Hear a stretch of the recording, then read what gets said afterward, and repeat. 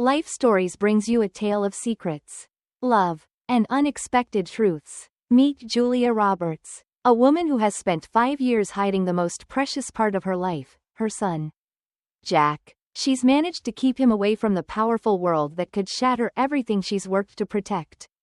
But when fate brings Jack and his biological father, Lucas Harrison, together, everything Julia has tried to keep hidden comes crashing down.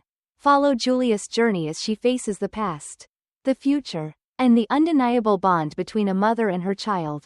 Subscribe now to begin today's story. I never imagined my life would bring me here, standing at the doorway of Harrison Enterprises, looking at a world I had spent the last 5 years running from. For 5 years, I lived in the shadows, a quiet figure on the outskirts of everything that mattered. My name is Julia Roberts, and I was just another cleaner in a polished world of gleaming offices and executives in sharp suits. It wasn't the life I had dreamed of, but it was the life I had to live. I had a son, Jack, and he was everything.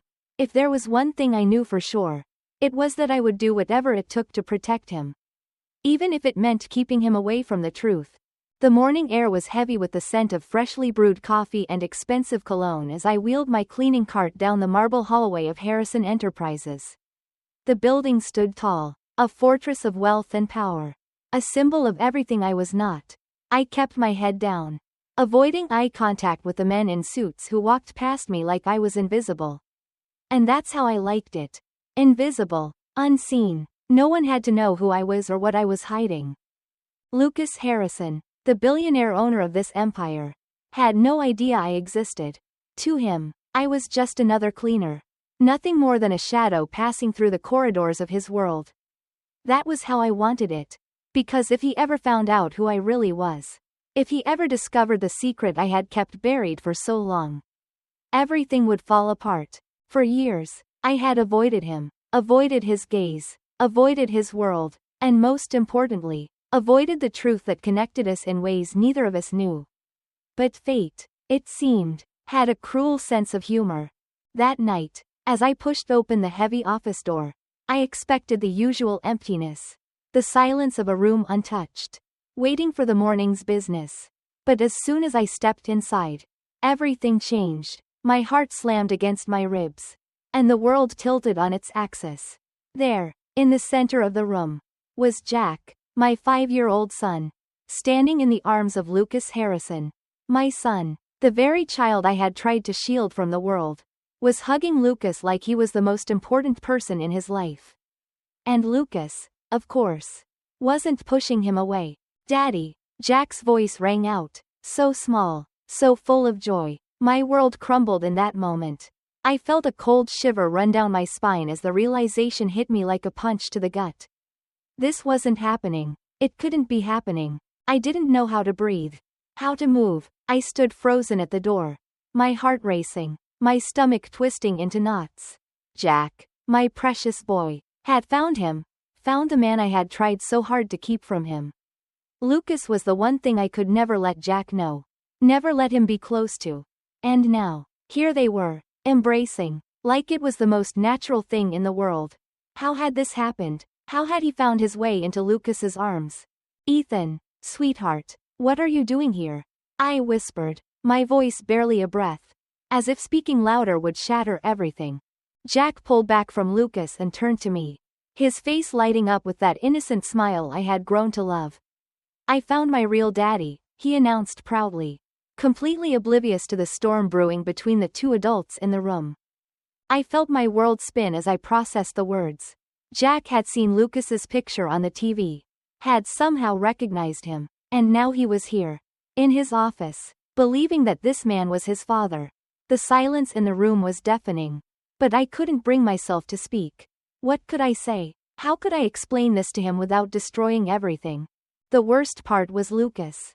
He wasn't smiling. His gray eyes, so much like Jack's, narrowed in recognition, something dark flickering across his expression as he turned to face me.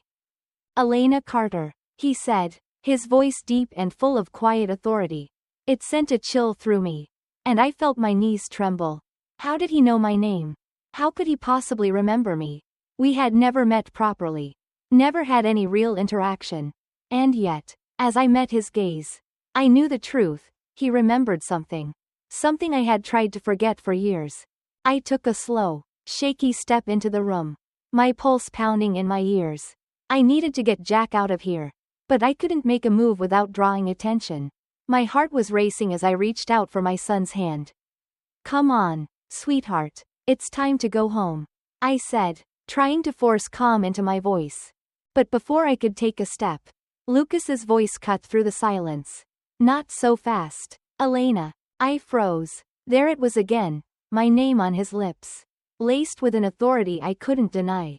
He was watching me, studying me, his gaze flickering between me and Jack as if he was trying to solve some puzzle. And I knew, in that moment, that my life, the carefully constructed wall I had built around Jack and me, was starting to crumble. I couldn't let him find out the truth. I couldn't let him take Jack from me. But how could I keep this secret any longer? The tension in the room was palpable, thick like the heavy air before a storm. I could feel Lucas's gaze on me, sharp and unwavering. There was no mistaking the calculating look in his eyes. He wasn't letting this go. And in that moment, I realized that everything I had worked so hard to protect was slipping through my fingers. Like sand in the wind. "Real daddy?" Lucas repeated, his voice low and measured. "Is that what he said?" I could feel my throat tighten, panic rising in my chest. The words tumbled out of my mouth, but they were barely above a whisper. "It's a misunderstanding." A muscle in Lucas's jaw twitched, his eyes never leaving mine. He didn't seem convinced. "A misunderstanding," he repeated, his tone slow, deliberate. He turned to Jack, who was still standing beside me, watching the exchange with wide, innocent eyes. "How old are you, kid?" Lucas asked, his voice softer now, as if trying to draw Jack into this strange conversation. "I'm 5, Jack replied enthusiastically, his small face lighting up with excitement. I felt my heart drop into my stomach. 5, the same age as the night that had changed everything, the night I had never let myself think about. The night that could destroy everything. Lucas's expression changed, the shift in his gaze so subtle, so quick, but I saw it. He was putting the pieces together. And the terrifying realization hit him. 5 years old, which meant, no, I couldn't let him make the connection. I had spent 5 years building a life for Jack and me. A life where we were safe, away from the powerful forces that could tear us apart. And now, it seemed that everything was about to come undone. I gripped Jack's hand tighter, forcing myself to remain calm, to not let the panic show. "We need to go, sweetheart," I said, my voice tight as I tugged Jack toward the door. But before we could leave, Lucas's voice stopped me cold. "Not so fast, Elena." His voice was smooth, too smooth, like a predator playing with its prey. I turned slowly, my heart hammering in my chest, and faced him once more. The room seemed to close in around me, the walls pressing against my ribs. Lucas was standing now, his posture straight and commanding, his eyes fixed on me with an intensity that made my stomach churn. He wasn't going to let us go. Not without answers. His gaze flickered to Jack, then back to me. "You work here," he said, his voice steady. "Yet, I've never noticed you before. And now, suddenly, you show up in my office with a 5-year-old child who looks exactly like me." My breath caught in my throat. I couldn't breathe, couldn't think. The walls around me felt like they were closing in. And the secret I had worked so hard to keep hidden was now right in front of me. I had no choice but to face it. "This is just a coincidence," I said, my voice strained as I forced the words out. I couldn't let him know. Not yet. Lucas's lips curled into something that wasn't quite a smile. A slow, knowing smirk. "A coincidence," he said softly. "Do you really expect me to believe that?" I could feel my legs start to tremble. But I refused to show weakness. I had to keep my composure. I had to protect Jack. But deep down, I knew it was already too late. Lucas wasn't going to let this go. And for the first time in 5 years, I realized that the truth was no longer mine to control. "You don't have to believe anything," I said, forcing myself to stand tall. "But we're leaving now." I reached for the door. But Lucas moved swiftly, blocking my path. His presence was overpowering. and my chest tightened with fear. He wasn't just going to let us walk away. Not now. Not after what he had started to piece together. "Who is his father?" he asked. His voice deceptively soft. Yet there was a steel edge beneath it. I could feel the panic rising, threatening to spill over. I had two choices, lie or run. And running wasn't an option anymore. "It's none of your business," I replied, forcing steel into my voice. I wouldn't let him break me. Not now. But Lucas wasn't done. His eyes hardened, and his jaw tightened as he reached into his pocket and pulled out his phone. "Vincent," he said smoothly, his voice calm. "Cancel my morning meetings." I froze. I could feel the blood draining from my face. He wasn't going to let us leave. Not without answers. "I have something more important to handle," he continued, his gaze never leaving mine. I was trapped. There was no escaping this now. I stood there, frozen, as Lucas's calm voice echoed in the room. His words slicing through the air. "More important to handle," he repeated, his gaze never leaving me. I could feel the weight of his stare, pressing into me like a physical force, suffocating my resolve. I couldn't let this happen. I couldn't let him uncover the truth. Couldn't let him take Jack from me. But as the seconds dragged on, the panic swirled inside me like a storm, making it harder to breathe. "Look," I said, trying to steady my voice, trying to regain control. "Mr. Harrison, I don't know what you think is going on here, but I need to take my son home." Lucas's gaze darkened, and for the first time since I'd stepped into this room, he seemed almost empathetic. As if he could see the fear in my eyes. As if he could understand the weight of the secret I was carrying. But then, just as quickly, his expression shifted back to that familiar cool mask of authority. "Elena," he said, his voice soft, but there was an edge to it now. A controlled power that sent a shiver down my spine. "You're a cleaner. You work here, yet I've never noticed you before. And now, suddenly, you show up in my office with a 5-year-old child who looks exactly like me.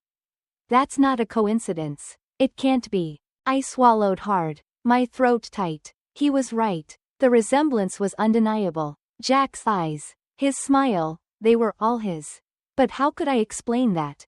How could I tell him that the night he and I shared, a night I had spent years trying to forget, had led to this? To Jack, to a child I had spent my life protecting. A child who was unknowingly connected to the man standing in front of me. I forced myself to speak, my voice trembling despite my best efforts to keep it steady. "This is just a mistake," I said, the words coming out hoarse. "Jack is my son. I raised him on my own. There's nothing more to it." Lucas raised an eyebrow, his lips curling into a knowing smirk. "A mistake? You think I'm just going to believe that?" I didn't have an answer for him. How could I explain the fear that had gripped me for years? How could I explain the shame I felt for hiding this from him? From Jack? From the world? Every fiber of my being screamed for me to lie. To run. To keep protecting my son. But I knew, deep down, that I couldn't keep running forever. For a moment, Lucas was quiet, studying me like he was trying to understand the story behind my eyes. It was as though he could see through all the lies I had built up around myself. I felt naked in his presence. Exposed. And when he spoke again, his voice was almost too calm. Too controlled. Like he had already made up his mind. "I'll have the DNA tested," he said, his words cutting through the air like a blade. "We'll know the truth soon enough." The blood drained from my face. I felt the ground beneath me shift. Like the very earth was crumbling beneath my feet. A DNA test. He was going to prove it. He was going to take Jack away from me. "No," I whispered, panic rising in my chest. "You don't have the right." Lucas's expression hardened. "If he's mine, Elena, I have every right." I didn't know what to say. I couldn't breathe, couldn't think. Every part of me screamed to run. To get out of there before it was too late. But Jack, sweet innocent Jack, was standing there, looking up at Lucas with adoration in his eyes. I took a deep breath, forcing myself to steady my hands as I reached for Jack. I had to leave. I had to protect him. Even if it meant keeping him in the dark for a little longer. "Come on, sweetheart," I said softly, my voice wavering. "We're leaving." But as I moved toward the door, Lucas's voice stopped me once more. This conversation isn't over, Elena. Not by a long shot. As the days passed, Elena couldn't shake the feeling that her life had been irrevocably changed. The DNA test results had come back. And there was no denying it. Jack was Lucas's son. She had spent years running from the truth. But now the truth had found its way to her, crashing through the walls she had carefully built. The thought of Lucas entering their lives was terrifying. But as she watched Jack's innocent face light up every time Lucas called him son, Elena realized that this wasn't just about protecting Jack anymore. It was about facing her own fears, confronting the past, and choosing the future she wanted for them both. Lucas wasn't just a powerful businessman, he was Jack's father. And despite the pain and fear that came with it, there was a chance to build something better for Jack.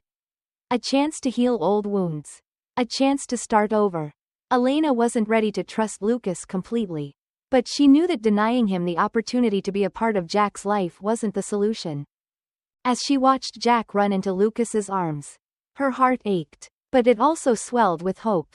Because for the first time, she saw the possibility of a future where they didn't have to hide. Where they didn't have to fear the truth. Life had a way of surprising you. Of forcing you to face things you'd rather forget.